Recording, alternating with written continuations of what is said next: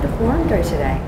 I think it was a great forum. It really confirmed for us what our members really want out of the national licensing system, and it also confirmed the concerns that they have about some of the deficiencies in the regulatory impact statement. And what are these concerns? The key concerns that we're hearing from our members is that they're very worried about the lack of educational provision in the regulatory impact statement.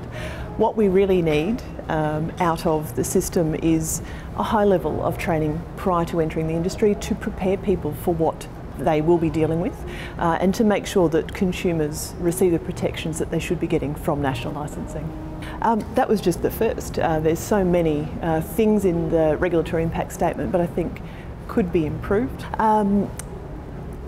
To go along with the need for a high level of initial training is the requirement for ongoing professional development. It's critical with the high level of regulation that we deal with as real estate professionals, that we're kept up to date with what happens in the industry in terms of new legislation, best practice and documentation. And the last thing that we're concerned about is the lack of licensing for non-residential commercial property. That ropes in a lack of licensing for rural transactions as well when they're for the purposes of primary production. And what could the broad scale impact of our recommendations not being followed be? I think the whole concept of national licensing focuses on consumer protection, and that's where it falls down. If you remove a licensing category for such a broad spectrum as primary production, commercial, industrial, real estate, and any property that is for the purposes of industry, then you take away a huge chunk of the licensing requirements, which means that those people don't get training that they need, and the consumers that are purchasing and selling those properties don't get the representation they deserve. What kind of timeframes are they proposing? It's proposed that national licensing comes in on the 1st of July next year. That is assuming all goes to plan. It's already been delayed a couple of times. This should have come in middle of last year, and so we are seeing quite a delay. Given the amount of opposition that there is out in the profession about national licensing, I expect that there should be a delay until we get some of these critical issues bedded down.